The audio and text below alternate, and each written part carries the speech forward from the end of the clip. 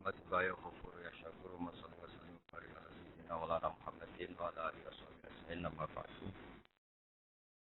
Yang sangat saya hormati Habib Ali Al-Jufri yang sekarang sudah gabung di posisi di Mesir.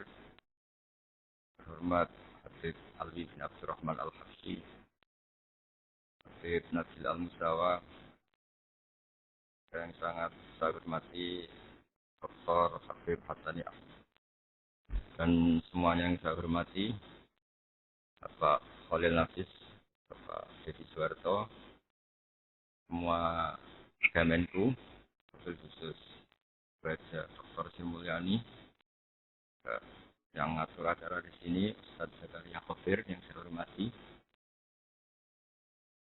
meneruskan ceramah atau nasihat-nasihat dari Habib yang dah lalu barusan kita dengar apa ilmu atau teladan atau kesimpulan dari perilaku atau perkataan atau ikrar kalau dalam ilmu hadis. Ikrar itu ada satu perilaku sosial tertentu yang didiamkan Rasulullah SAW dan kemudian itu dianggap pembenaran oleh Rasulullah SAW. Sambil menunggu connect dengan Habib Ali Al-Jufri yang di Mesir, kita sedikit cerita ilmiah betapa agama ini mudah. Kita mulai kecil ngaji sampai sekarang, dan semua ulama mendefinisikan apa yang dikatakan haram. Haram itu sesuatu atau perilaku yang kalau kita meninggalkan dapat pahala. Jadi melakukan sesuatu itu kan butuh kekuatan, butuh finansial, kadang butuh ikhtiar. Jadi kalau kita misalnya maksiat, kadang harus bayar, harus datang ke tempat maksiat itu, juga harus mengeluarkan uang. Itu repot sekali. Sementara untuk taat, hanya untuk meninggalkan itu semua. Dan Allah menyediakan hal-hal yang mudah, kejarian yang menjadikan kita mudah meninggalkan maksiat. Kita bisa asik dengan anak, dengan istri, dengan teman-teman guyon, teman-teman bercengkrama. Itu semua adalah kebaikan karena di saat itu ketika itu semua kita lakukan, artinya saat itu ketika kita meninggalkan maksiat, meninggalkan kedurhakaan kepada Allah Subhanahu wa taala. Jadi dalam Islam itu mudah sekali. Jadi kalau orang habis isya tidur sampai subuh, itu statusnya dua. Satu, orang itu tidak tahajud, tidak istighfar. Dan alhamdulillah dari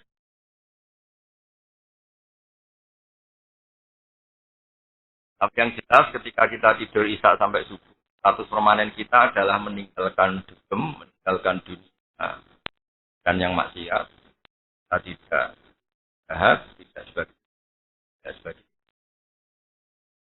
Ya, kita akan ditulis oleh Allah sebagai pahala karena di kita mulai jam 9 misalnya dan sampai status kita adalah tarkul ma'asi kulliha. Saat itu kita meninggalkan semua maksiat.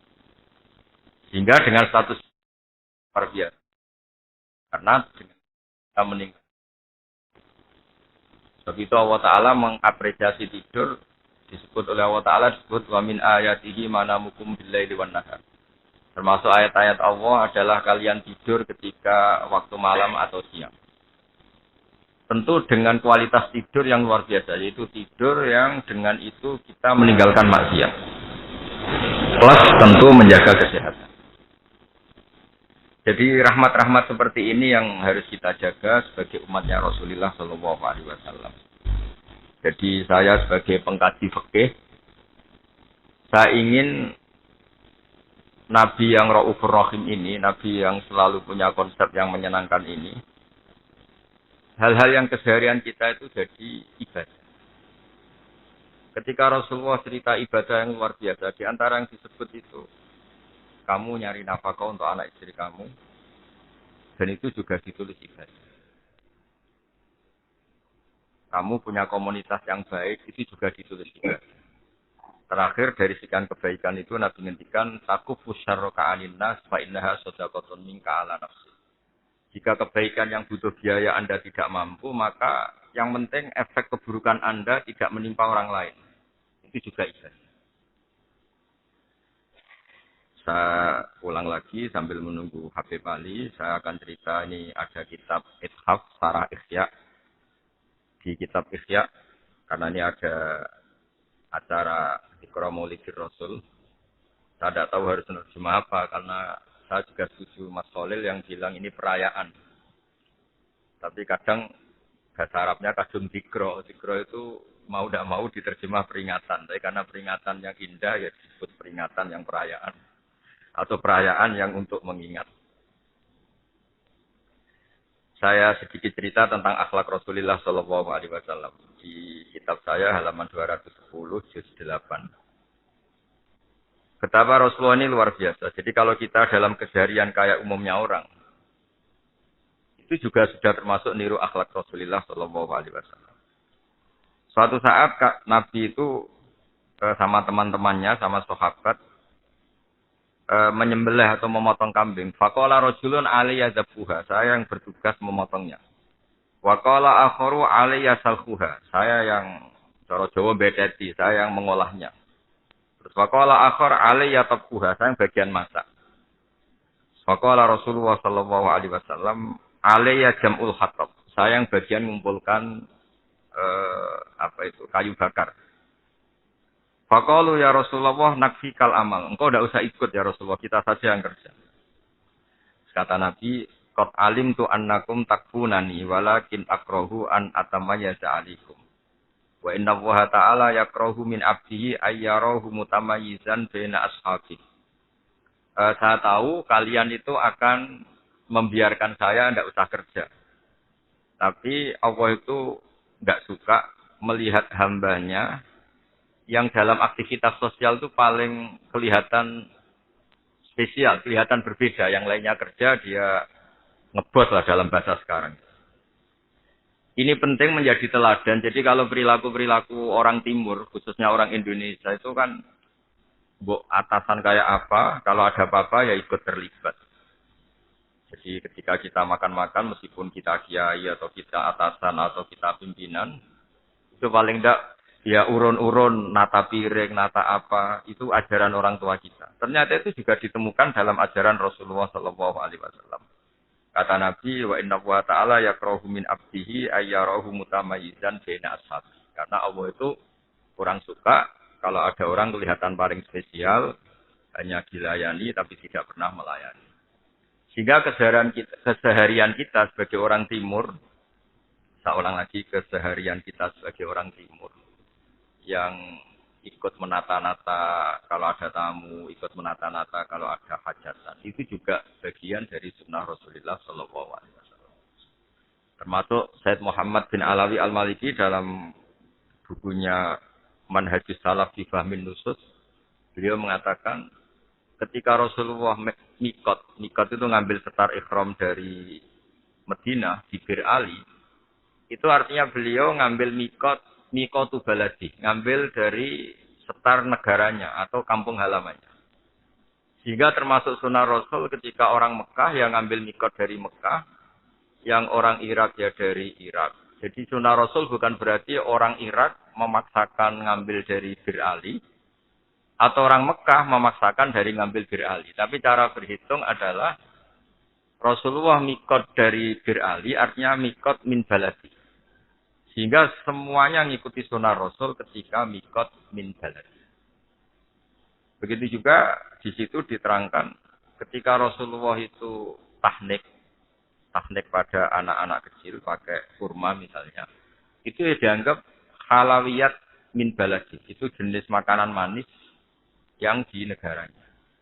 Sehingga di kitab-kitab fikih disebutkan misalnya orang Indonesia mau buka puasa, itu tentu sunat pakai kurma atau apa. Kalau enggak ya diganti degan atau apa. Yang penting jenisnya halawiyah. Jenis manis. Dengan seperti ini perasaan kita sebagai umat Rasulullah Shallallahu Alaihi Wasallam yang ditakdir sebagai orang Jawa atau orang Indonesia itu tidak merasa sendiri. Mbah Maimun, guru saya, di antara karangannya beliau bercerita, Nabi itu milik kafatal linnas. Semua orang merasa miliki Nabi. Beliau punya darah Mesir. Karena leluhur beliau di antaranya adalah Hajar. Hajar itu perempuan cantik yang berdarah Mesir. Yang dulu dihadiahkan ke Sarah. Sarah kemudian dinikah Nabi Ibrahim. Punya anak Ismail. Beliau berdarah Mesir. Kemudian Sayyid Abdullah punya ibu itu orang Bani Najjar. Orang Dzurriyyah Bani Najjar.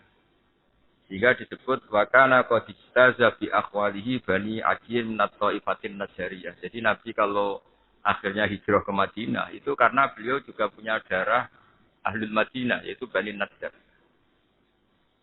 Beliau juga punya darah Yaman karena lewat Ismail menikahi perempuan dari Jurhum. Jurhum itu kabilah dari Yaman. Dan semua orang-orang kampung di seluruh dunia itu harus bangga dengan Rasulullah Shallallahu Alaihi Wasallam karena beliau pernah menyusu dari Imro'atun Badawiyah, dari perempuan kampung yang bernama Halimatus Sa'diyah. Sehingga semua masyarakat kampung yang berprofesi misalnya pengembala kambing itu harus ikut bangga karena di darah Nabi yang orang paling mulia di dunia dan akhirat itu ada rodo, ada susu yang menjadi darah daging beliau, minim ro'atin badawiyah, dari perempuan kampung yang bernama Halimatus Sa'diyah. Sehingga orang merasa bangga semua dengan Rasulullah Shallallahu Alaihi Wasallam. Sebab itu terakhir sambil menunggu Habib Ali, saya baca sedikit tentang ketika beliau masih ikut keluarga Halimatus Sa'diyah. Ya, saya ulang lagi, ketika beliau masih ikut keluarga Halimatus Sa'diyah, zaman masih kecil beliau sudah didesain orang yang berakhlak al-karimah. Jadi ngendikane banyak ulama, ketika Anda bercerita Nabi itu Ra'il Ghanam, itu harus kamu katakan sebagai sifatu madkhin. Saya baca dalam kitab Madarijus Su'ud, sarah dari Al-Barjanji, ini min mahasini akhlaki Rasulullah sallallahu alaihi wasallam. Wa kana sallallahu alaihi wasallam yakhruju ma'al ghimanil hayy fa idza ra'ahum yal'abun tanaha anhum. Terus ketika beliau main-main wa qala laha ya ummah ma balu ikhwati lam arahum fil hayy naharan. Ibuku, Nabi itu memanggil Halimah itu ibuku, saking bagus akhlaknya. Kenapa saudara saya tidak kelihatan di rumah bermain-main? Qalat ya bunaya innahum yakhrujuna ma'an asnam allati razaqanallahu iyaha bi barakatik. Mereka ini menggembala kambing, yang kambing-kambing itu menjadi subur, menjadi gemuk karena berkahmu. Fa idza ja'alailu raja'u biha ilaina. Terus faqala sallallahu alaihi wasallam ma ansaftu baini wa baina ikhwati. Aq'udu ana bil hayyi atabarradu wa aqulu wa astazillu bizilli wa asyrabul albana wal ma'uzilal wa ikhwati yalhaquhum harrul hawajir. Jadi Nabi ikut menggembala kambing itu bukan karena Nabi sebagai penggembala, itu bukan. Saking baiknya akhlaknya. Ini tidak fair ibuku, saudara-saudaraku kena panas terik matahari karena menggembala kambing. Kemudian saya asik di rumah, tidak panas-panasan, saya asik bisa minum, asik bisa menikmati susu dari kambing itu. Sementara saya tidak ikut menggembala. Walhasil akhirnya Nabi berpamitan ikut menggembala. Jadi kayak apa akhlaknya Nabi luar biasa. Gembala kambing ini juga bagian dari akhlak beliau. Karena ikut nikmati susunya kok tidak ikut menggembala. Jadi ini luar biasa akhlak Rasulullah Shallallahu Alaihi Wasallam. Akhirnya beliau pamit untuk ikut menggembala.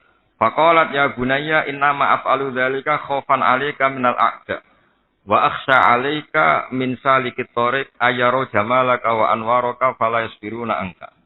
Meskipun demikian, Anda jangan ikut menggembala karena saya takut nanti Anda diculik. Ini juga pelajaran betapa baiknya Halimatus Sa'diyah. Jadi beliau mencintai Rasulullah seperti mencintai anaknya sendiri. Dan barokahnya takut diculik ini kemudian Nabi itu diawasi oleh Halimah. Dan delalah ketika diawasi itu banyak ahli tarikh, beliau dioperasi lah kalau bahasa sekarang oleh malaikat yang mengisi hikmah di dada Nabi. Sehingga ketika beliau ngalami itu disaksikan sebagian oleh saudara-saudaranya, sebagian oleh ahli matusasiyah. Dimulailah cerita kenabian Syarqus Sadri Syarif sallallahu alaihi wasallam. Para pemirsa, karena ini Habib Ali sudah gabung, kita semua akan istifadah dengan beliau. Jadi saya harapkan semua ilmu tadi dari Habib Ali, dari semuanya, dari Mas Khalil, kemudian nanti dari Habib Nabil, semoga semuanya berkah.